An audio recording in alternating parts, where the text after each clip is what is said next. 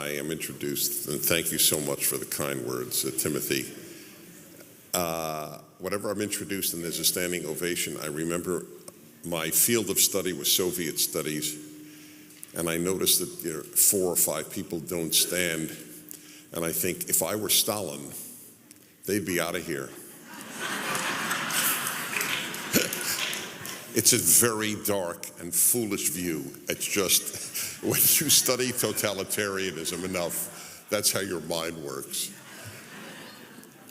My friends, I want to tell you, I've been on radio for 35 years. I took a vow when I began radio that not only would I never lie, because lying is an evil, but I would even try never to exaggerate, because over time, and I knew this as a very young man, you lose credibility very subtly, but it happens. So what I'm about to tell you is in keeping with my vow of never to overstate or exaggerate.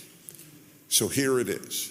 Freedom is under assault in America at a greater level than at any time in American history. This we have never witnessed. We have witnessed Americans disagreeing vigorously with one another, but we have never witnessed an assault on freedom like we are now, from the university to politics to the media. There is a suppression of freedom and free speech that has never happened before in American history. So of course I could tell you from my own personal experience. As you heard, I am honored to have been the founder of Prager University. We do get 1 billion views a year. They are mostly young people. And we put out a video every single week, 5 minutes. 4 former prime ministers have given videos. Liberals like Alan Dershowitz of Harvard Law School have given videos. Professors from all over the country. Of the 400 videos, 80 of them have been placed by Google, which is by YouTube, which is owned by Google, on a restricted list. In other words, if a family has a filter to block pornography and violence, they cannot see a Prager University video. A library can never see one of these 80 Prager University. There are 5-minute videos that come out each week. I want to give you examples, though, of what is lumped with pornography on YouTube by Google, its owner. So, for example, I only give 10% of the courses, but I'll give you one example from me. I have given a course because I am writing a very big Bible commentary called The Rational Bible. I've taught the Bible, thank you, all 4 of you who have applauded, I appreciate it. And by the way, it's available in Costco, which is a great honor. I must say, when a Bible commentary is sold in Costco, you've done something right. I have to admit. Anyway, so a number of my videos are on the 10 Commandments. The 10 Commandments, it's on the restricted list. Alan Dershowitz, liberal, Democrat, Hillary Clinton supporter, gives a 5-minute course on the legal founding of Israel. It's on the pornography restricted list. Yes, I know, you could see it. Go to Prager and look, what are the restricted videos? I try to find some commonality. I can tell you this, if it defends America, it's probably on the restricted list. If it defends Israel, it's probably on the restricted list. If it advocates anything about God, it's probably on the restricted list. Victor Davis Hanson gave a 5-minute course on the Korean War. It was on the restricted list.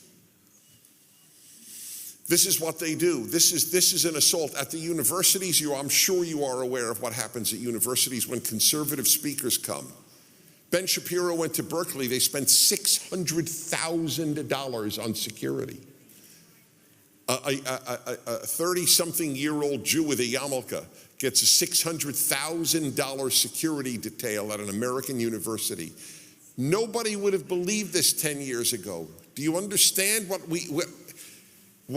is happening at the university. This is why you heard about the film, No Safe Spaces. You will see it tonight. This is the Adam Carolla, God bless him, even though he's an atheist. But I believe God blesses good atheists. I really do. That's my theology. And he has earned it. He is an extraordinary human being. We've collaborated in making this film that you will see about liberty in America. If this is critical for every one of you to know, because this has been so effective in my life, we must attempt to distinguish between liberals and leftists. This is incredibly important. It is both intellectually honest and effective. If you have a relative, and it's very hard to imagine anyone here does not have a relative who is on the other side of the political spectrum. If you have a relative, because I don't want relatives, I don't want families to be divided over politics. It's very painful. So here is something that is very effective. Ask a friend, not in a confrontational manner. I'm just curious, are you a liberal or a leftist? And they will probably say, what do you mean? Which is a fair response. So here are a few examples of what do we mean? Race. I was raised, I'm a Jew from New York. On my birth certificate, it says Democrat. I just want you to understand that. And by the way, that is considered immutable. Sex may change, but party cannot.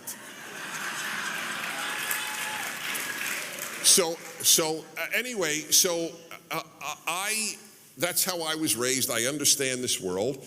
And one of the basic liberal doctrines, basic, central, was racial integration, correct? That racial segregation was generally regarded as, and not just generally, universally regarded as evil. Racial segregation was something for bigots, and that is correct, it was. It's returned. Leftists support racial segregation as much as they did in the Deep South in the 1950s. Harvard has an all-black dorm. Harvard has an all-black graduation exercise.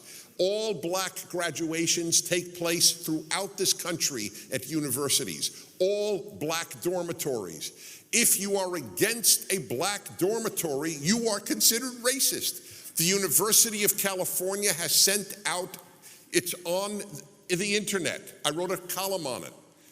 The University of California has a list of racist microaggressions. That's what they're called. And here's an example of one. If you say there is only one race, the human race, that is considered racist. I know it's so incredible what I'm telling you that if you're skeptical, I totally get it. You should be. Look it up. I couldn't come to another speech if I just made up something like that. You understand? If you just say there's only one race, the human race. But that is exactly what everyone in this room believes. I believe that on religious grounds. That is, God created Adam. Adam was not black. Adam was not white. Adam was not Asian. Adam was not Hispanic. We are all descended from a non-ethnic, non-race descriptive human being. That's it. All of us.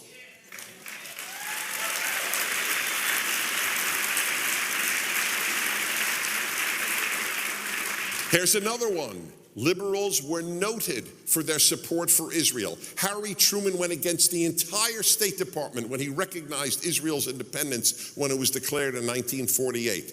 Liberal John F. Kennedy and Henry Jackson, Scoop Jackson of Washington State, liberals were in the forefront of support for Israel. The left hates Israel. The left, in all of left-wing history, I've studied it my whole life. I was at the Russian Institute at Columbia. I studied under Zbigniew Brzezinski. That's my field. Leftism, unlike liberalism, has always been anti-Semitic. And it is today. That's another distinction. Israel, the United States, capitalism. The liberals were always pro-capitalist. The left hates capitalism because capitalism enables freedom. Freedom is under assault. So let me end with this. This is a very critical thing. I just said this last week at the European Parliament, where unbelievably I was invited to speak. Freedom is a value, not a human instinct. The notion that all people want to be free is not true. Freedom/liberty is a value, not a yearning. People yearn to be taken care of, not to be free. That is so, if you understand that, you understand why so often we lose to the left. The left does not give a damn about freedom, but it does promise that you will be taken care of. That's the great difference. Liberals believed in freedom and conservatives believe in freedom, but the left believes in taking care of you, or at least that's the rhetoric. By the way, I got this, as I did, to the extent that I have wisdom, I got it all from the Bible. The Israelites leave slavery. And what is the first thing they do after they are liberated from slavery and they see the sea split and they see 10 plagues and they see God's hand? The first thing they do is complain. That's what they do. You ever hear of the book of Numbers? It's the 4th book of the Bible. People ask me, why is it called Numbers? I said, because of the numbers of complaints the Israelites made. And you know what they complained? It was better in Egypt because we had meat to eat. People don't want to be free. Better to be a slave who's given food than to be free and work for your food. That's why the left wins. It appeals to human nature. We appeal to higher values. That's the battle. Thank you very much. Thank you.